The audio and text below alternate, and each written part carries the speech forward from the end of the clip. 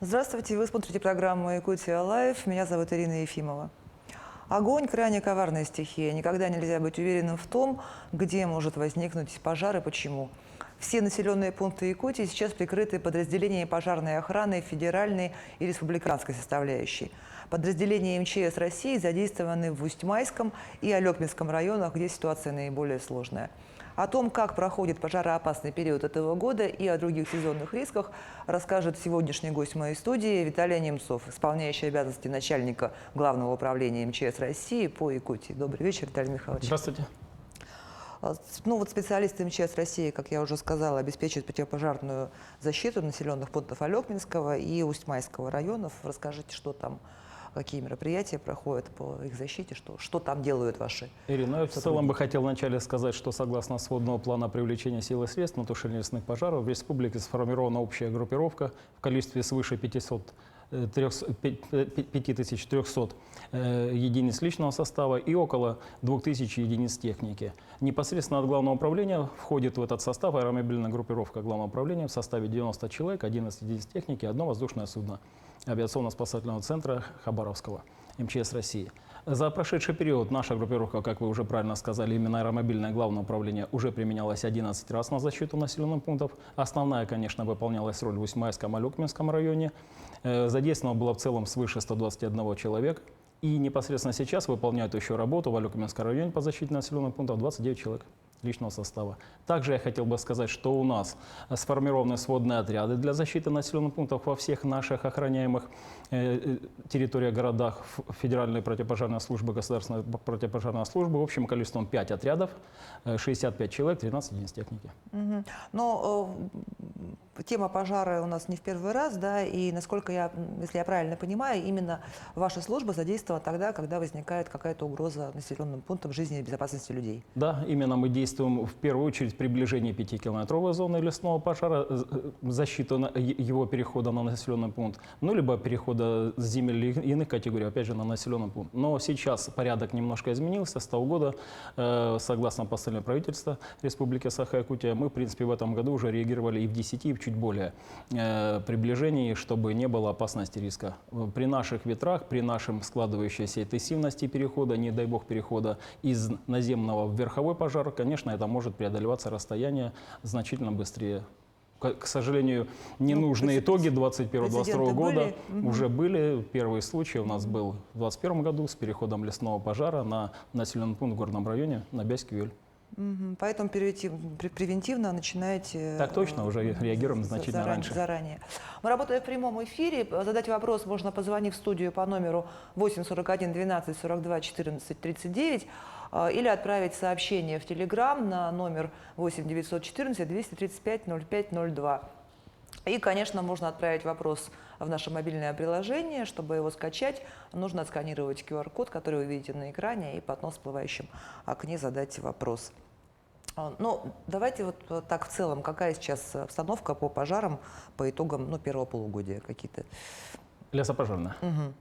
Хорошо, но я бы хотел сказать уже не по итогам первого полугодия, давайте на сегодняшний день говорить. Да, давайте, если есть. Мы имеем цифры, следующие конечно. показатели. Мы сейчас имеем 763 лесных пожара на землях лесного фонда с общей площадью пройденной огнем свыше 1 миллиона 500 гектаров, что значительно уже превышает по количеству и площади прошедший год, 22-й, скажу. Мы имеем 52 ландшафтных пожара на землях иных категорий с площадью пройденной чуть менее 6 тысяч гектаров. И имеем, к сожалению, также 3 случая пожаров на особо охраняемых природных территориях, то есть заповедниках наших.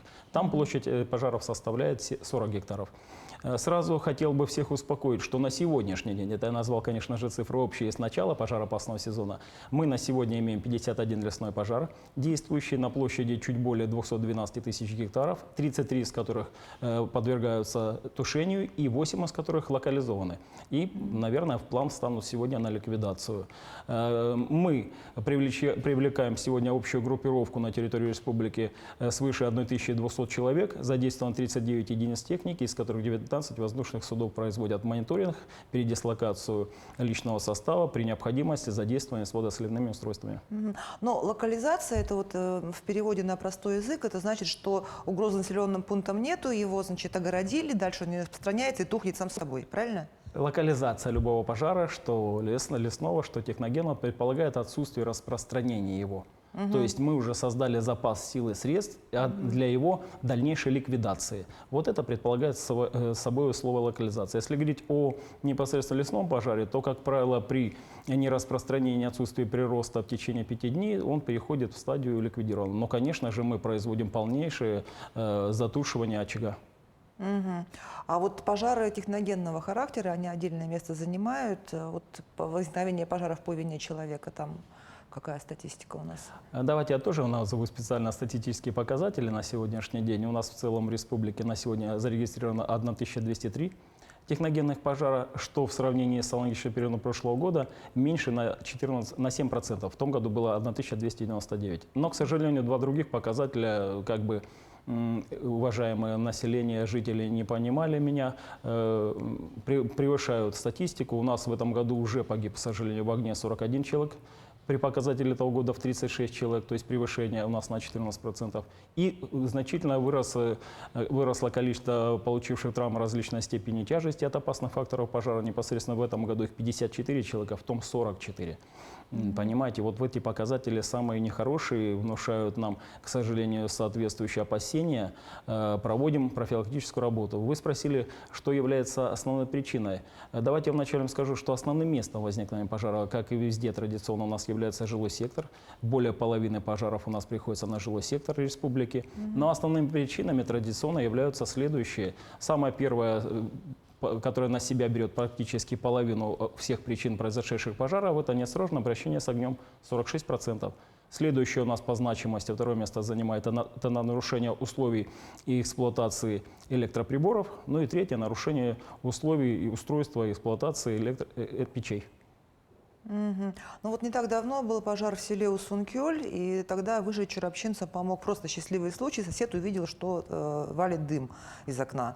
Но соседи на выручку приходят не всегда. Необходимо то, что среагируют обязательно. То есть лучше всего что делать? Сигнализацию устанавливать автоматическую? Давайте я про этот пожар чуть подробнее скажу. Здесь немаловажно, чтобы все наши слушатели услышали, что причиной этого пожара явилась неосторожность при обращении с огнем, а именно курение хозяина дома.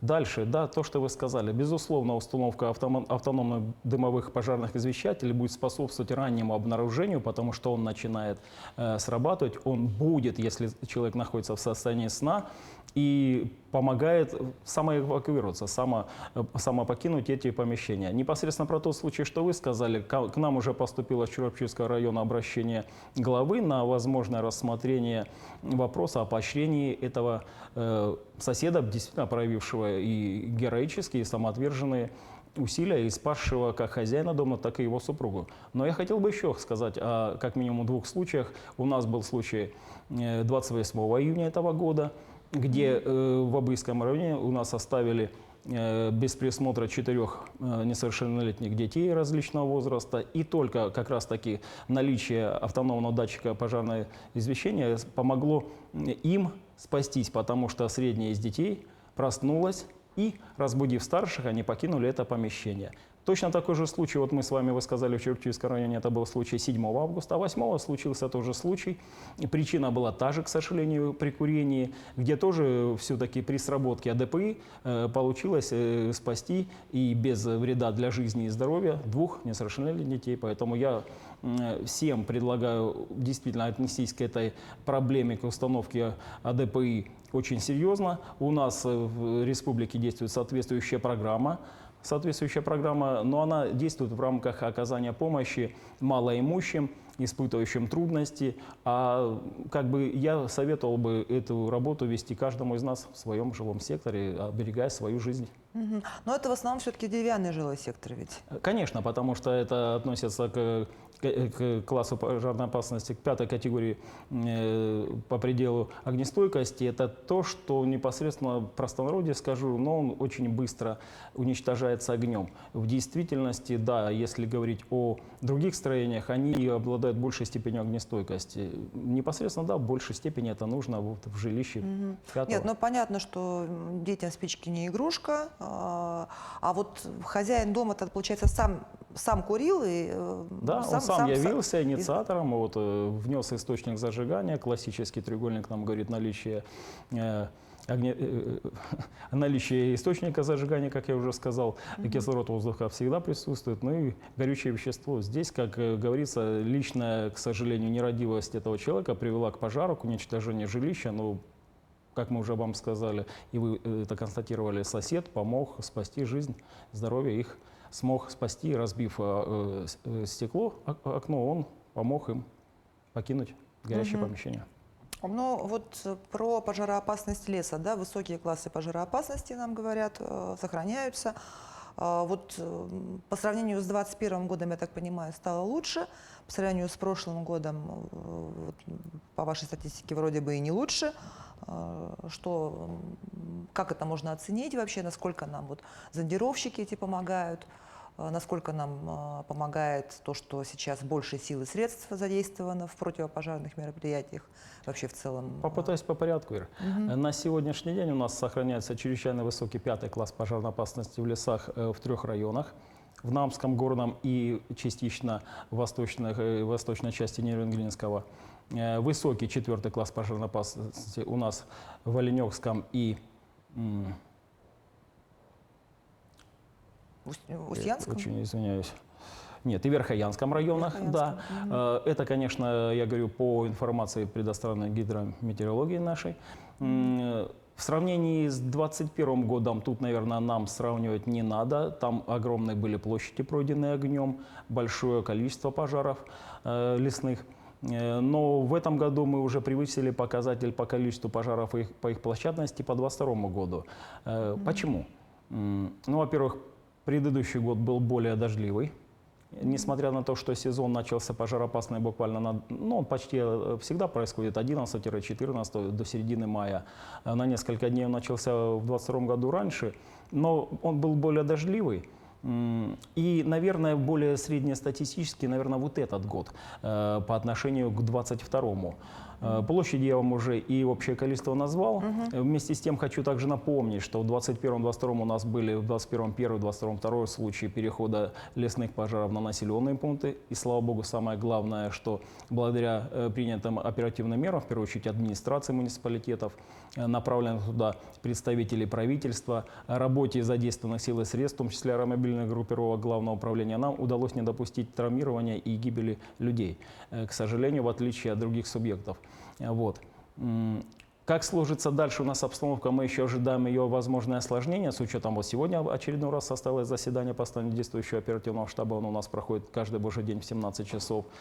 Тоже прогнозная составляющая нам на ближайшие дни говорит о том, что дожди прекратятся, которые нам, безусловно, сейчас помогли, но мы еще должны быть во всеоружии и ожидать, как бы, готовить резервы сил и средств для возможного их задействования. Ну и также, опять же, для понимания хотел бы сказать, что даже в этом году у нас были дни, когда максимальное количество пожаров однодневное превышало цифру 170, а площадь в это время превышала 700-800 тысяч гектаров. На сегодня, как я только что вам озвучил, у нас 51 действующий на площади 212 тысяч.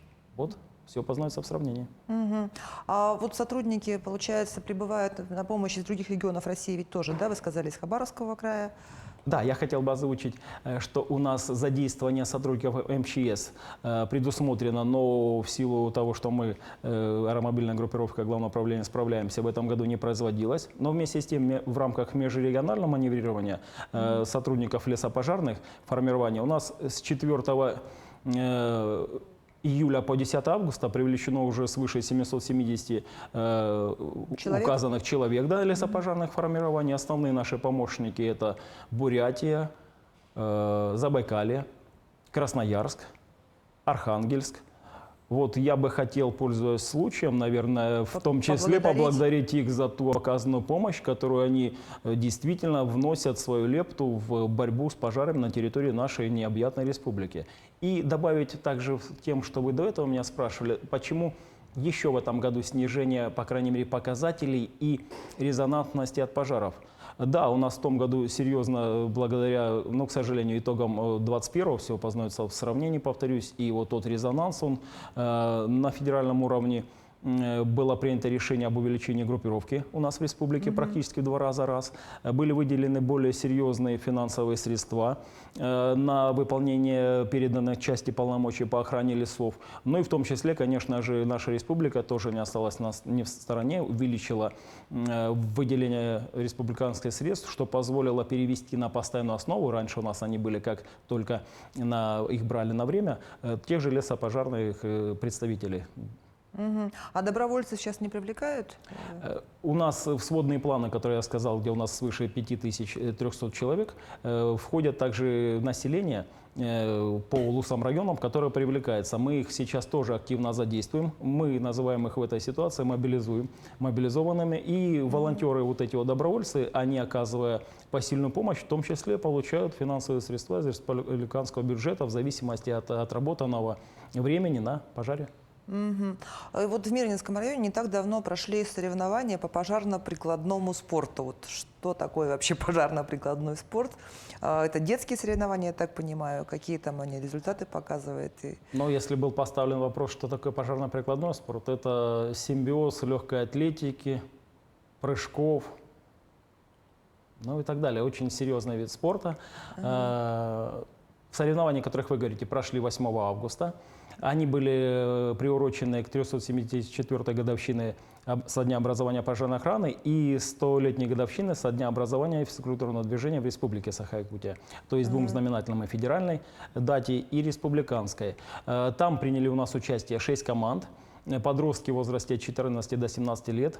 В рамках этого соревнования было 2 вида. Одевание боевой одежды, естественно, на скорость, и боевое развертывание от автоцистерны с подачей ствола.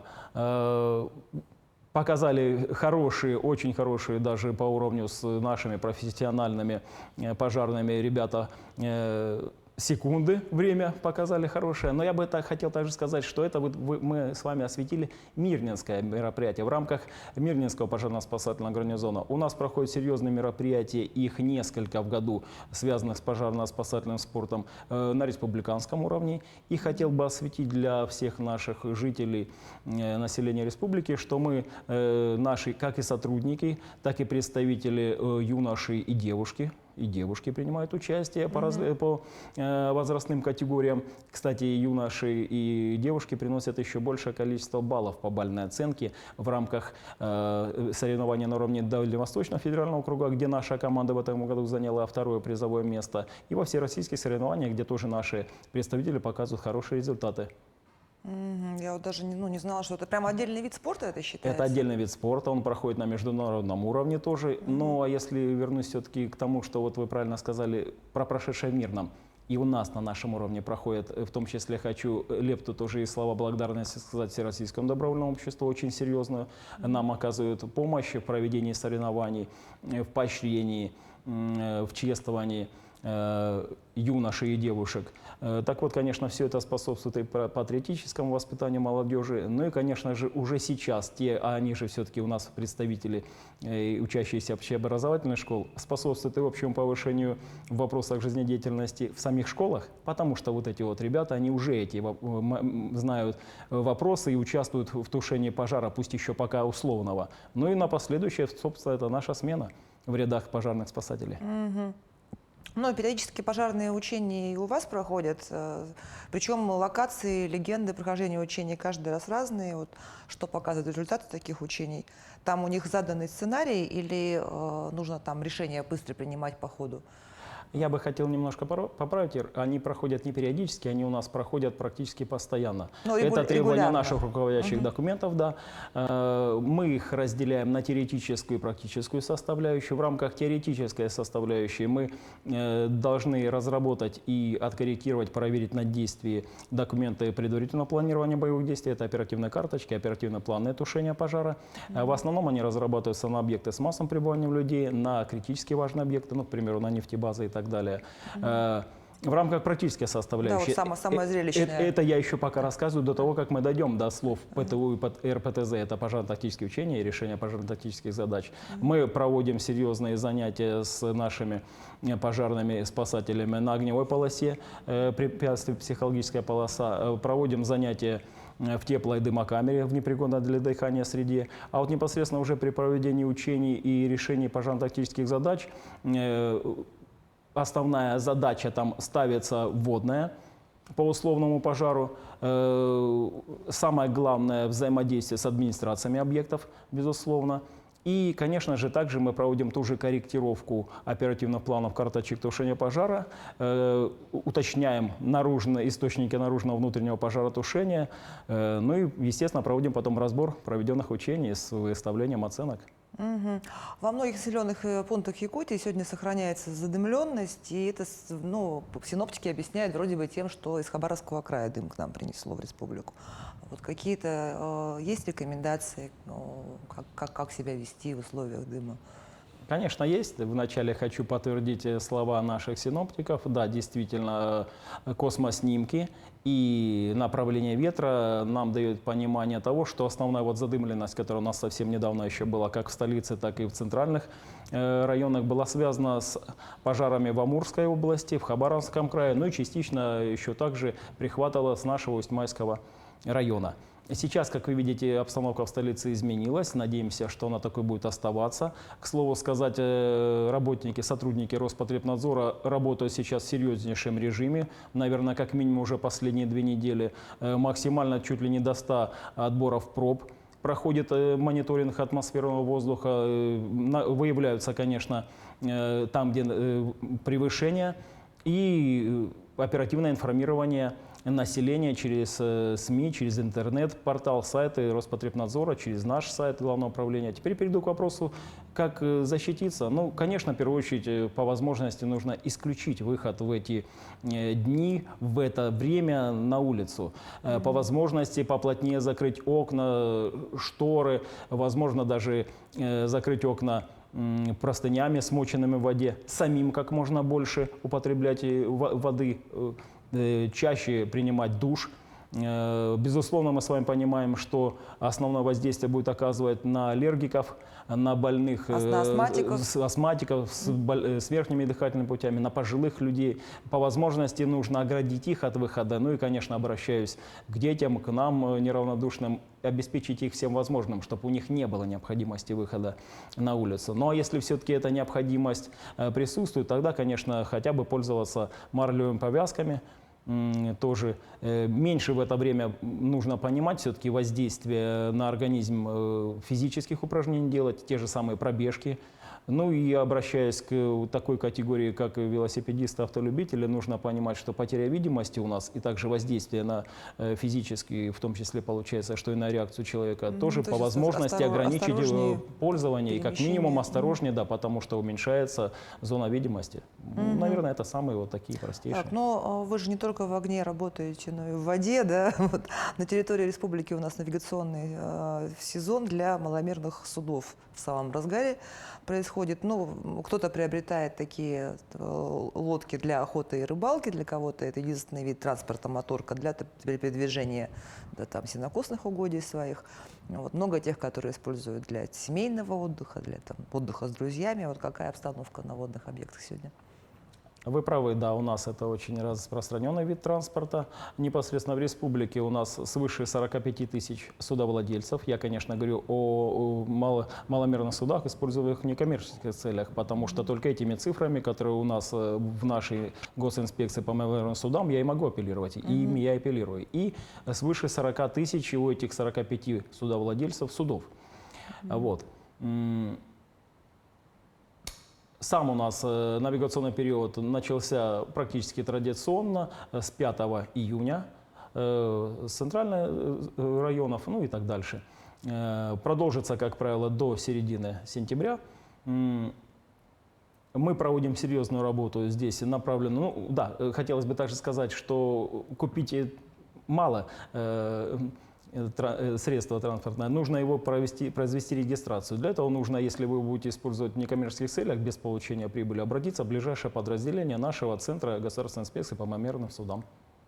В рамках того, что вы тогда, давайте сразу отвечу на вопрос по статистике, что у нас в этом году складывается.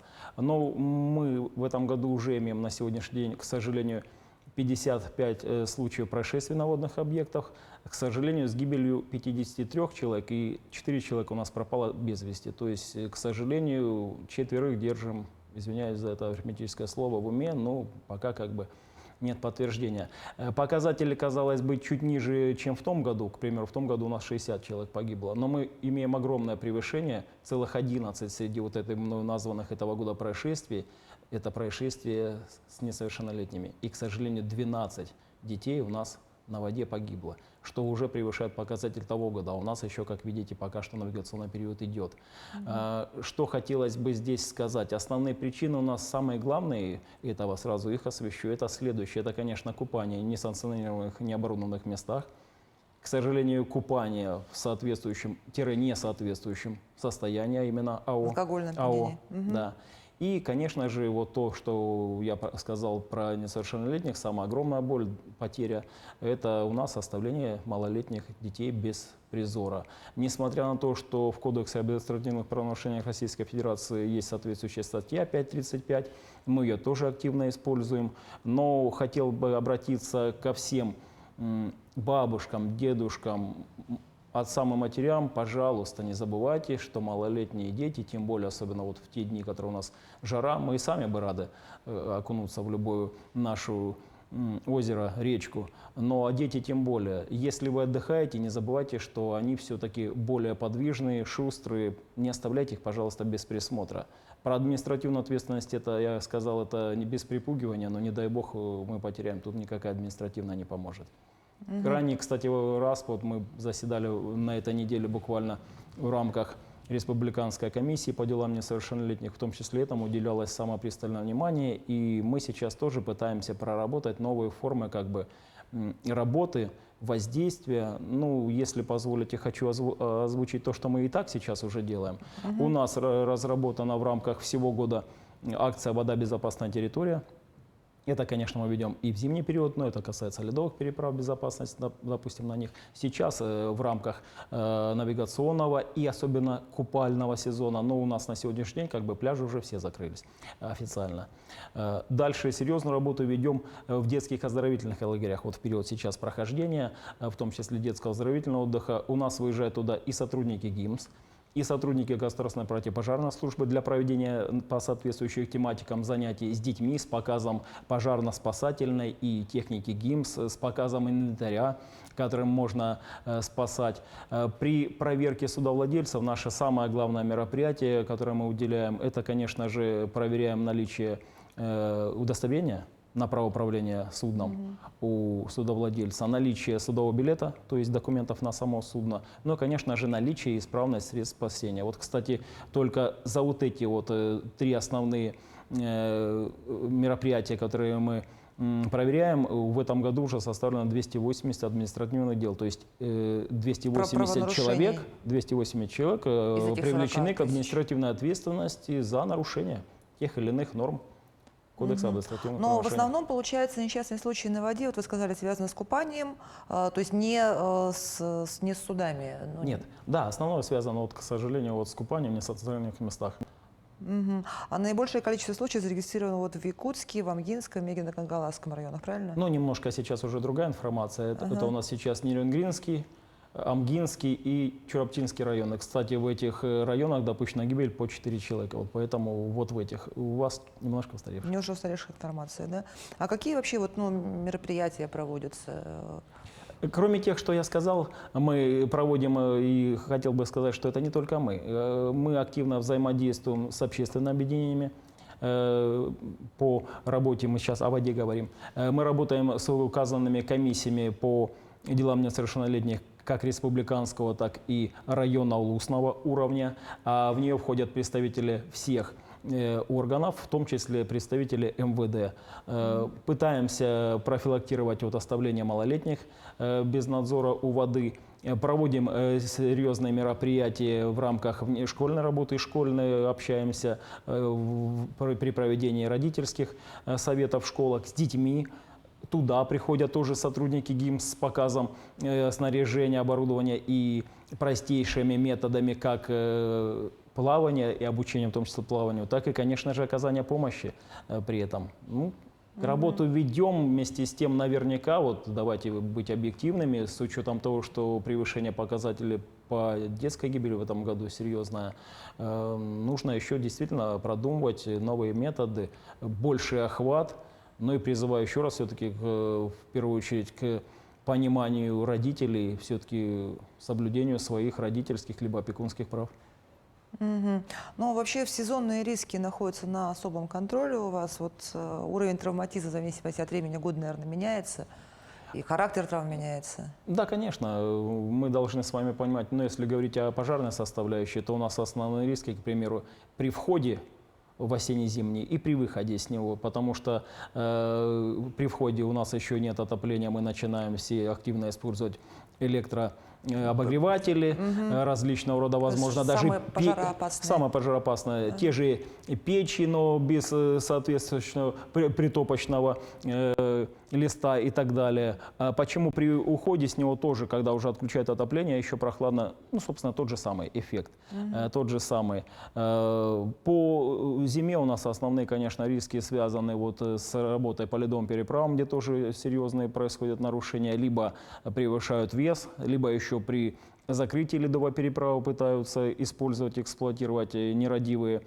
автолюбители, в том числе извлекающие из этого выгоду, но это бог с ним, их выгода, это их дело. А вот когда страдают люди, то это уже уголовно наказуемое деяние. Поэтому хотел бы вот вам, уважаемые коллеги, автолюбители, напомнить о соблюдении вами тех же обязательств перед тем, кого вы перевозите.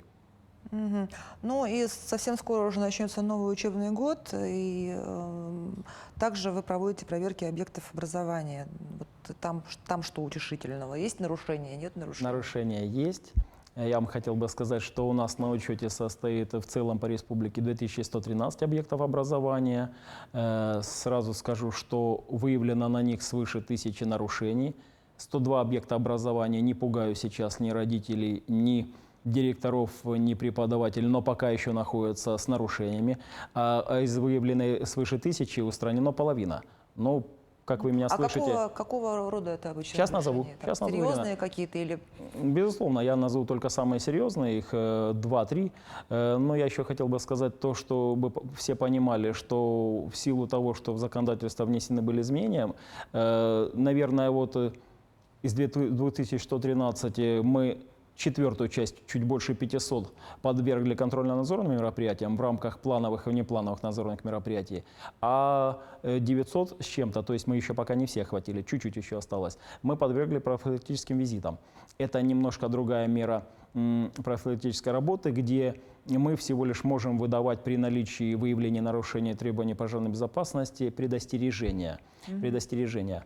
Если говорить, как я вам обещал, по характеру нарушения, то у нас основные следующие. Это несоответствие либо нарушения по путям эвакуации, какие там могут быть нарушения, либо отделка сгораемыми материалами, либо захлабление за их заужение где-то.